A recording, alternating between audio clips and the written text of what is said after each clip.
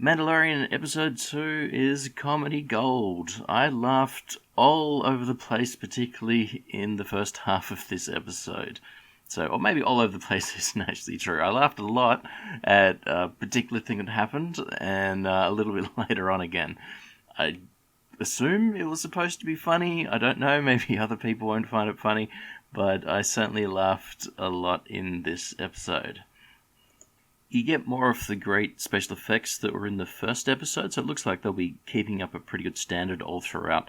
There was less variety of creatures, so you got the sort of cantina scenes in the first episode, so it was a lot more people involved. This has a lot less, but everything still looks really good. All of the special effects, top-notch once again.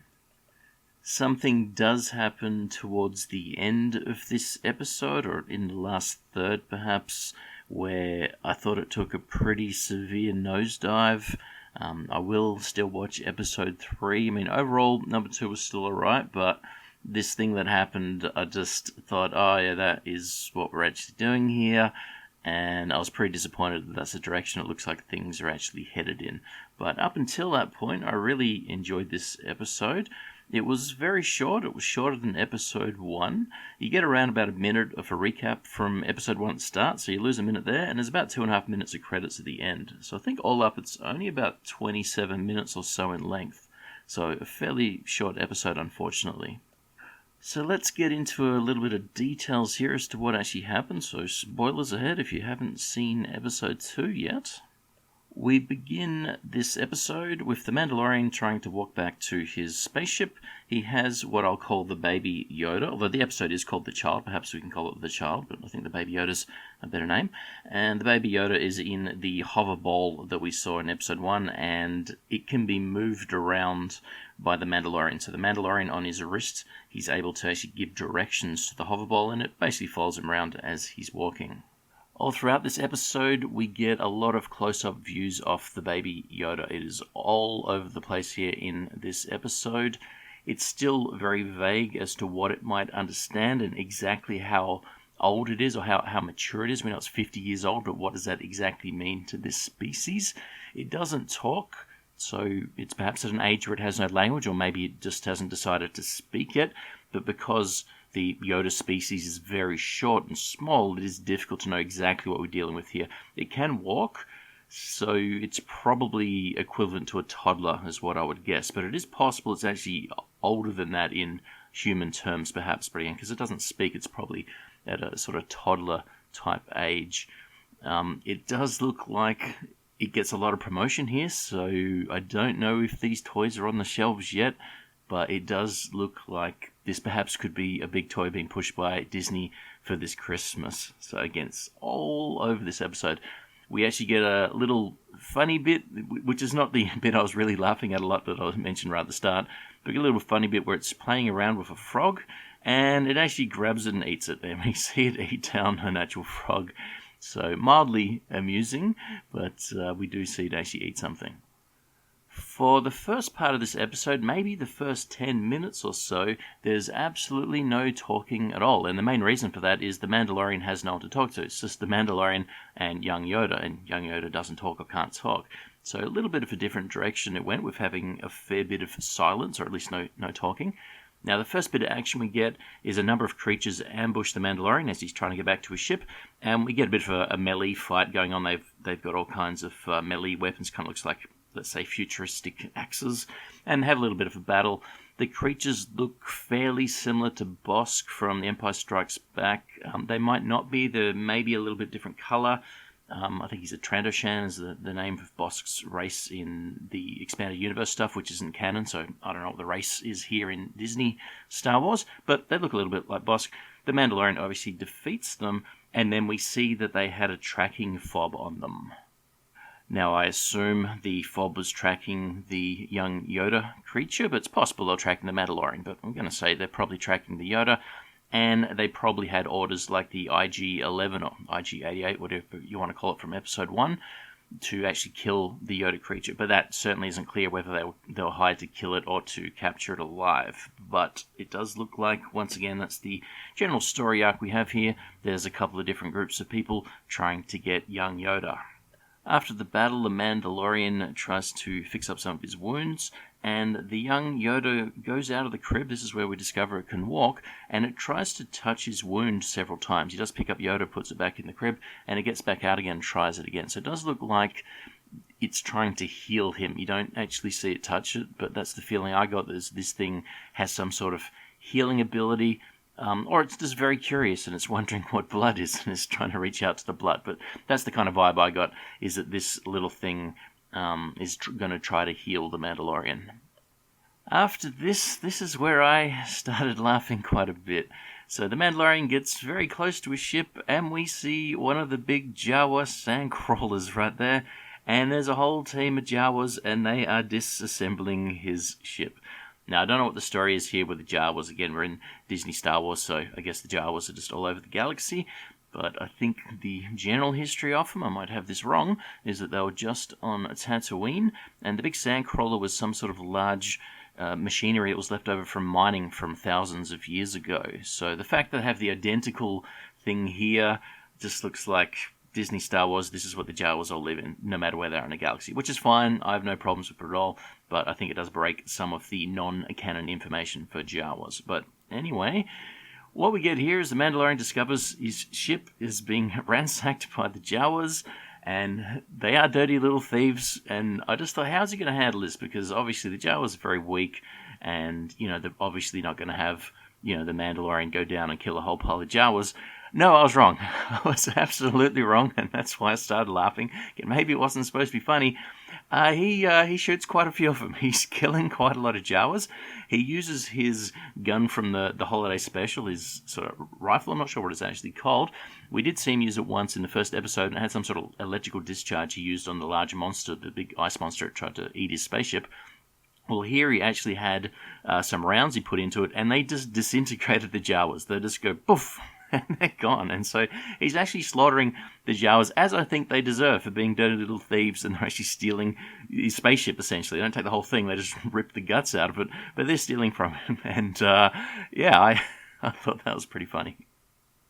So the Jawas see that they're in a fair bit of trouble with this crazy Mandalorian killing them. They pack it all up, they get in the sandcrawler, and they go as quick as it can go. Mandalorian runs after him. Now, there is one bit I thought was just a little bit silly. It didn't bother me too much, but just a little bit, and that was the floating egg thing that the young Yoda is in. It was keeping pace with the Mandalorian, and, I guess he couldn't leave it anywhere else because who knows who would get it, but the fact it was able to keep pace and it followed him while he's trying to get on board the actual sandcrawler, I just thought there'd be something better to do, but, for plot reasons, he had to keep the Yoda thing near him, so I guess it's kind of acceptable, but I did think it was just a little bit silly. So we get a lot more views of the sandcrawler. We can see the control area where you drive the sandcrawler from. There's little side hatches where they all poke their heads out and they can see the Mandalorians trying to get on board.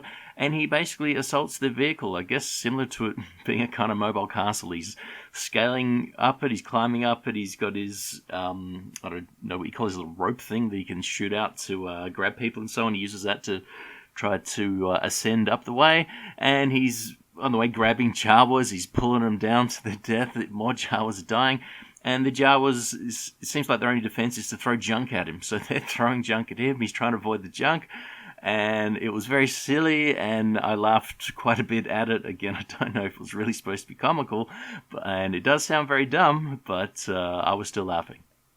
And then the Mandalorian finally gets to the top of the sandcrawler, and there's a whole pile of Jawas up there, and they all look to be armed with, I guess, basically the same gun they used on R2-D2 in Star Wars A New Hope. So the kind of electrical shooting gun that disables a droid.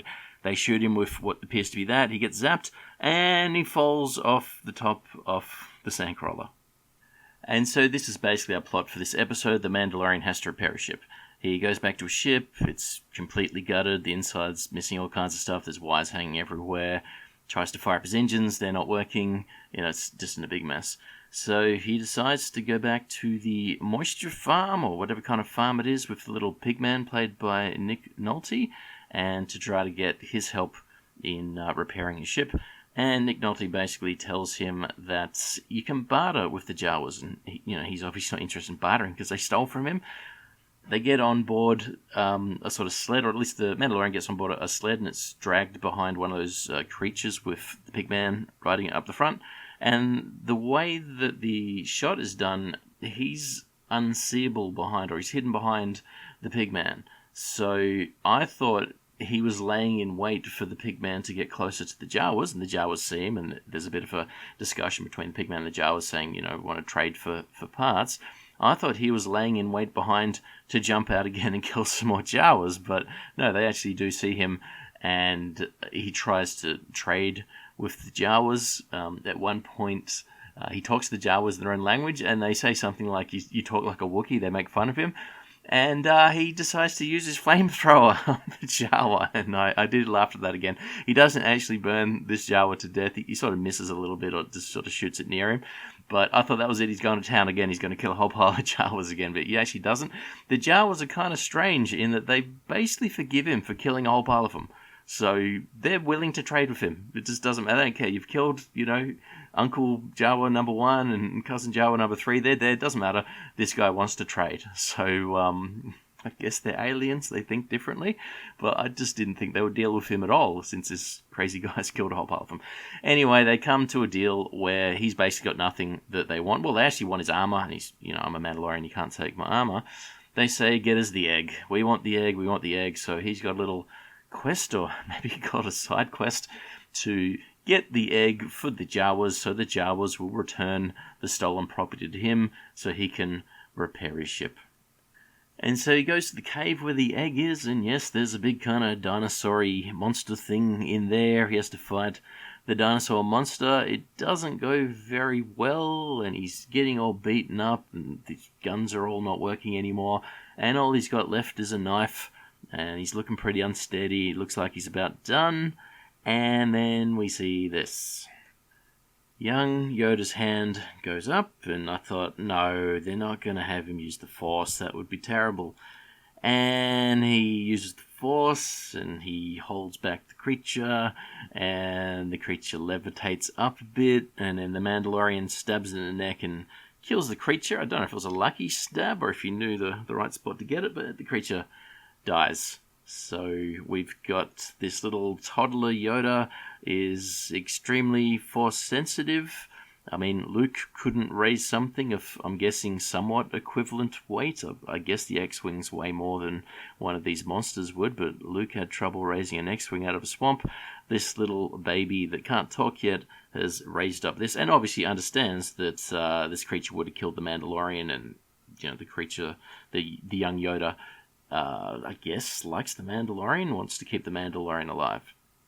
So the Mandalorian goes back into the cave, gets the creature's egg, gives the egg to the Jawas, who just chop it open and eat it. They just want the yolk, so they just eat the guts of the egg. It's not something they're going to raise or sell. He gets his parts back, and him and the pigman repair his ship, and he flies away. Now, I did think that I saw a picture somewhere, or in one of the other trailers, that had the pigman in the cockpit with him, and they're in space. So I'm not sure if I'm wrong about that, or if that was sort of put up somewhere as a head fake, but the pigman does not leave with him. He goes away. He's on his way back to, I guess, where he's got to drop off the young Yoda, and that is our episode. So I did enjoy it up until the point where Yoda's hand came up and he used the Force. That, for me, sort of took a bit of a nosedive. I'm sure there's plenty of people that would have loved that. I didn't. Do we really need to see, the most powerful Force wielder again is Yoda? And, is this Yoda? Is this young Yoda? Is it reincarnated Yoda? Is it cloned Yoda? What is this being? But, yeah, I don't know. I don't really like they're doing the same thing again. We've already seen very powerful Force Yoda, and he's back because, he did die, so he can't be alive, but we'll just have a young one. I don't know, at the very least it could have been a different creature. Any of the other alien species could have had a young baby that's ridiculously strong in the Force, as obviously a very young creature is that could do these things. And again, it can't talk yet, so it's not like the creature's probably had some training. But again, it is 50 years old, so who knows. But I thought this isn't really heading in the direction I was sort of hoping it would be. Nonetheless, I will definitely check out episode 3. I'm not off the series yet. Everything up until Yoda's hand I thought was still good. The special effects are still good. There's not really any character development yet. We are only 2 episodes in, but the Mandalorian doesn't like to talk, and you don't really know what's behind the mask. Maybe that's part of the appeal, but I wouldn't say that he's an enjoyable character yet. So plenty of time left. And we'll see how we go. But again, I didn't particularly like this little turn, having a Force-sensitive Baby Yoda. Thanks for listening, and I'll catch you next time.